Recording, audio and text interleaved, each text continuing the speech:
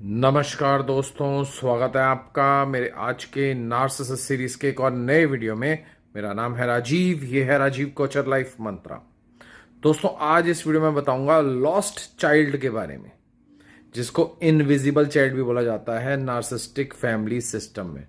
Detail में बताऊंगा, ध्यान से सुनना, समझ में आएगा कि आपके जीवन में, आपकी फैमिली में अगर नार्सिसिस्टिक फैमिली सिस्टम है तो लॉस्ट चाइल्ड कौन है। लॉस्ट चाइल्ड असलियत में वो बच्चा होता है घर का जो अपने आप को अननोटिसेबल रखता है, छुपा के रखता है, साइड पे रखता है। जब आप फैमिली फोटो भी देखेंगे, एक कोने में खड़ा होगा। कोई फैमिली गैदरिंग देखेंगे, एक अलग थलग बैठा होगा। वो होता है लॉस्ट चाइल्ड। क्योंकि एक नार्सिसिस्टिक फैमिली सिस्टम में जिसको पेरेंट्स प्यार करते हैं वो तो बन जाता है गोल्ड चाइल्ड या गोल्डन चाइल्ड बोलते हैं उसको। एक होता है स्केप गोड, जिसपे सारा दारमदार, सारे ठीकरे उस पर फोड़ दिए जाते हैं। और ये होता है लॉस्ट चाइल्ड। इसको अपने आप को छुपा के रखने की आदत पड़ जाती है बचपन से, क्योंकि इसको पता है जितना ज्यादा ये तस्वीर से यानी लोगों की नजरों से दूर रहेगा, ये उतना ज्यादा बचा रहेगा। लॉस्ट चाइल्ड की कैरेक्टरिस्टिक्स क्या होती हैं? नंबर 1, इनविजिबल रहना। जैसा मैंने बताया, ये चुप रहता है, ये एकदम कोने में रहता है, एकदम साइड पे रहता है। जब फैमिली गैदरिंग होती है तब भी ये कमरे में बंद रहता है। ये अपने आप को बिल्कुल साइड रखता है, लाइमलाइट से बिल्कुल अलग रखता है, क्योंकि इसको पता है जो भी लाइमलाइट में आएगा या तो वो स्केपगोट बन जाएगा, या उसकी ऐसी की तैसी करी जाएगी, या वो परेशान हो जाएगा। तो ये अपने आप को एक कोने में रखता है, इनविजिबल रखता है, साइड में रखता है। और जितना हो सके नार्सिसिस्टिक फैमिली के जो परेशानियां होती हैं उससे अपने आप को बचाने की कोशिश करता। नंबर 2, ऐसे बच्चे अपना जो इनर वर्ल्ड है उसी में ही अपनी दुनिया बसा लेते हैं, उसी के अंदर ही। कि जैसे अपनी बुक्स में खो गए, अपनी वीडियो गेम्स में खो गए, अपने किसी टास्क में लग गए, किसी काम में लग गए, यानी अपने आप को ओवरऑल फैमिली सिस्टम से दूर और बिजी रखते हैं, चाहे किसी भी तरीके से। नंबर 3, सेल्फ रिलायंट हो जाते हैं। खुद ही हर काम करना है, खुद ही हर चीज करनी है, क्योंकि किसी से मदद तो ये मांग ही नहीं सकते और मदद के लिए किसी को बोल नहीं सकते। तो इनको शुरू से ही खुद ही अपने सारे काम, चाहे कहीं पे माँ बाप की भी जरूरत हो सकती है, कहीं भाई बहन की भी जरूरत हो सकती है, वहां पे भी ये अपने काम खुद ही करते हैं, जितने ज्यादा हद तक हो सके। मदद ये कम से कम मांगते हैं, क्योंकि ये नजर में नहीं आना चाहते। नंबर 4, सबसे इजी बिहेवियर रखते हैं। क्लास में टीचर हो, स्कूल में टीचर हो, कहीं पे भी हो, घर में टीचर हो, सबकी नजरों में ये सबसे अच्छा बच्चा होता है, क्योंकि ये अपना मास्क पहन के रखता है। इसको बचपन से पता लग गया है कि थोड़ा सा लो की रहना है, थोड़ा सा कम दिखना है, थोड़ा सा अपने आप को एक्सप्रेस कम करना है। अपने आप को एक्सप्रेस भी ऐसा बच्चा कम एक्सप्रेस करता है। ऐसा बच्चा सिर्फ चुप रहता है या सिर्फ अपना वर्क करता रहता है और अपने इमोशंस जो हैं उनको दबाता रहता है। अब लॉन्ग टर्म में क्या इफेक्ट होते हैं जब बड़े हो जाते हैं ये वाले बच्चे, जो लॉस्ट चाइल्ड है, जब वो बड़े हो जाते हैं तो इनके क्या इफेक्ट्स होते हैं इन पे? नंबर 1, अपनी सेल्फ वर्थ ये भूल चुके होते हैं, क्योंकि बचपन से ही अपने इमोशंस को दबा रहे होते हैं, बचपन से ही छुप रहे होते हैं, बचपन से ही साइड रह रहे होते हैं। इनकी self esteem, self confidence, self worth zero हो चुकी होती है बड़े होने तक। ये बड़े होने के बाद में भी जहां ज्यादा लोग बैठे हो उनके बीच में बैठ नहीं सकते, ज्यादा लोगों के बीच में डिस्कशन हो वहां बैठ नहीं सकते, हमेशा अकेला रहना पसंद करता है ऐसा इंसान। Number 2, difficulty with connection.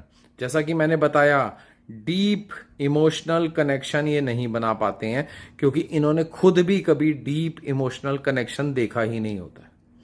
हमेशा एक साइड पे रहे हैं, हमेशा छुपे हुए रहे हैं, तो इनका कभी भी किसी के साथ एक इमोशनल कनेक्शन नहीं बन पाया। वही इनके आगे जब ये बड़े हो जाते हैं उसके बाद में भी अपनी जो गर्लफ्रेंड हो, अपना बॉयफ्रेंड हो, अपना पति हो, पत्नी हो, किसी के साथ में भी इनका डीप इमोशनल कनेक्शन नहीं बन पाता है उम्र भर के लिए।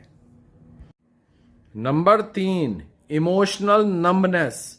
अपना बारे में, अपने इमोशंस के बारे में एक्सप्रेस नहीं कर पाते हैं, बता ही नहीं पाते, क्योंकि बचपन से ही अपने इमोशंस को दबाते आए हैं। खुल के नहीं बता पाते इनको फील कैसा हो रहा है, इनको बुरा क्या लग रहा है, इनको अच्छा क्या लग रहा है। इनके लिए सब कुछ एक समान है, बुरा भी एक समान है, अच्छा भी एक समान है। चुप ही रहना है, छुपे हुए ही रहना है, साइड पे ही रहना है, लोगों के बीच में नहीं रहना है, कोई मिल जाए तो वहां से भाग जाना है। तो यानी इनके लिए सब कुछ, सुख और दुख एक ही पैटर्न में आ रहा है, उसमें कहीं पे भी ये किसी चीज को इमोशनली किसी को नहीं बता सकते।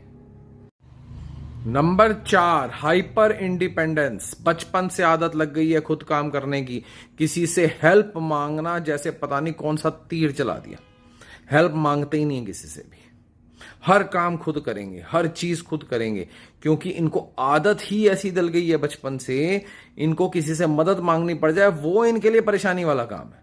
किसी से मदद ना मांगनी पड़े, खुद चाहे गधे की तरह काम करते रहे, वो कर लेंगे, लेकिन मदद मांगना इनके लिए बिल्कुल करते ही नहीं, बोलते ही नहीं है मदद के लिए, चुप रहते हैं। अब ऐसे लोगों की हीलिंग जो होती है, जो लॉस्ट चाइल्ड की हीलिंग होती है, या तो इनके स्पाउस करवाते हैं, या तो इनके जो करीबी दोस्त यार होते हैं वो करवाते हैं, या जो इनकी लाइफ में और नए लोग शामिल होते हैं वो करवाते हैं। सबसे पहला काम होता है इनको इनकी वर्थ बताना। जो इनका छुपना था, ये सब था, ये सर्वाइवल मैकेनिज्म था। जो छुपना था, साइड होना था, रुकना था, कहीं खो जाना था, वो सर्वाइवल मैकेनिज्म था, वो इनकी लाइफ नहीं थी।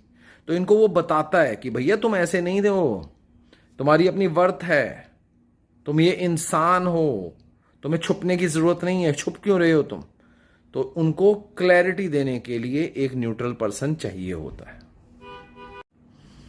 Number 2, reclaiming identity. अपनी आइडेंटिटी को रिक्लेम करते हैं जब बात करते हैं। जैसा मैं बताता हूं, मेरे से बात करो या किसी भी न्यूट्रल पर्सन से आप बात करो, कोई ऐसा पर्सन हो जो आपके साथ चालाकी ना कर रहा हो, तो उससे आप जब बात करते हैं तो आपकी आइडेंटिटी आप रिक्लेम करते हैं, समझते हैं आप हो क्या। हर एक इंसान एक अलग आइडेंटिटी है, तो आप समझ पाते हो कि आप हो क्या। इतने सब साल जो आपने छुप छुप के निकाल दिए, छुपने की जरूरत थी नहीं, पर निकाल ही दिए, तो अब छुपने की जरूरत नहीं है।